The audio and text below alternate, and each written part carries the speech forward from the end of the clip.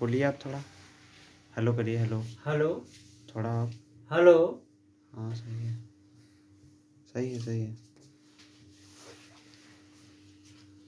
नमस्कार दोस्तों, मैं मनोज मौर्य आप लोगों को रसायन विज्ञान के अंतर्गत आज हम रासायनिक संयोग के नियम के बारे में चर्चा करेंगे।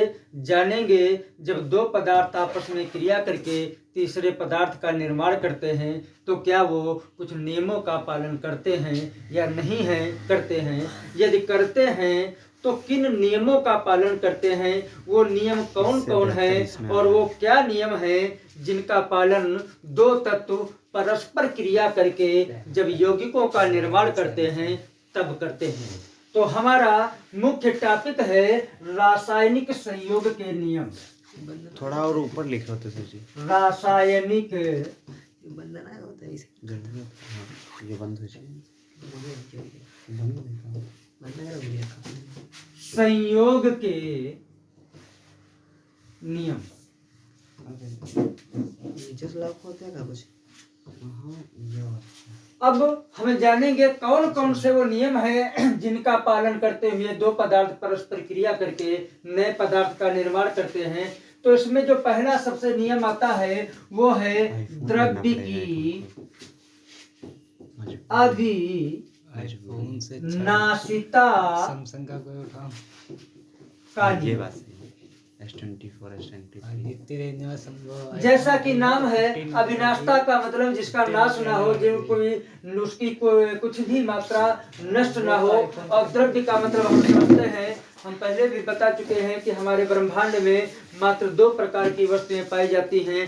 एक तो वे वस्तुएं जो स्थान घेरती हैं, जिनमें भार होता है और जिनका ज्ञान हम अपनी ज्ञानेंद्रियों द्वारा कर सकते हैं। ऐसी वस्तुओं को, ऐसी चीजों को हम द्रव्य कहते हैं। जबकि हमारे आसपास कुछ केवल महसूस करने वाली राशियां या वस्तुएं भी हैं, उनको हम ऊर्जा कहते हैं। जैसे कि प्रकाश, विद्युत, ऊष्मा आदि, इनको हम ऊर्जा की श्रेणी में रखते हैं। इसके अतिरिक्त हमारे आसपास जितनी भी चीजें हैं, चाहे वो निर्जीव हों चाहे सजीव, सभी को हम द्रव्य के अंतर्गत रखते हैं।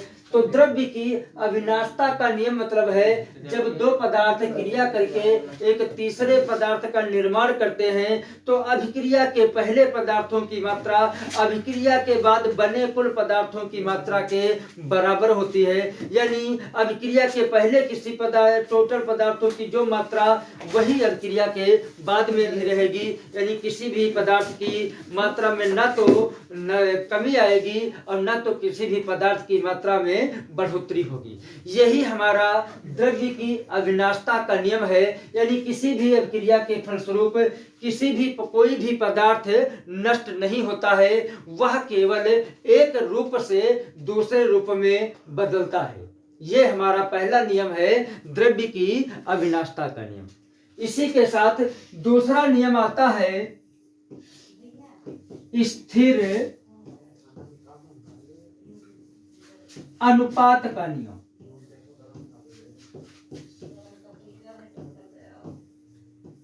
स्थिर अनुपात का नियम क्या है? यह नियम हमको यह बताता है कि कोई दो पदार्थ या कोई भी पदार्थ परस्पर मिल करके जब एक नए पदार्थ का निर्माण करते हैं तो उस पदार्थ को चाहे हम जिस रीत से बनाएं, चाहे जिस जगह पे बनाएं, उन पदार्थों में भाग लेने वाले तत्वों के बीच अनुपात स्थिर होता है। यानी जो एक बार निश्चित हो गया कि एक परमाणु से दूसरे तत्व के कितने परमाणु संयोग करेंगे, वो निश्चित होता है। इसका किसी स्थान या तरीके से कोई प्रभाव नहीं पड़ता है। यानी यौगिकों में यौगिक मिल करके जब तत्व मिल करके जब यौगिकों का निर्माण करते हैं तो उनके बीच अनुपात जो है वो स्थिर रहता है। इस प्रकार से हमने रासायनिक संयोग के नियम के दो नियमों को जाना। पहला नियम द्रव्य की अविनाशता का नियम, जिसमें यह बताया गया कि किसी भी प्रक्रम के द्वारा किसी भी रासायनिक अभिक्रिया के फलस्वरूप पदार्थ की मात्रा में कोई भी किसी भी प्रकार की कमी नहीं आती है। दूसरा, स्थिर अनुपात का नियम, इसका सीधा सा मतलब है हम किसी पदार्थ को चाहे जिस तरीके से चाहे जिस रीति से बनाए और चाहे जिस जगह पे बनाए, उसमें भाग लेने वाले परमाणुओं के बीच अनुपात जो है वो निस्थिर और निश्चित होता है। यही हमारा स्थिर अनुपात का नियम है। बस।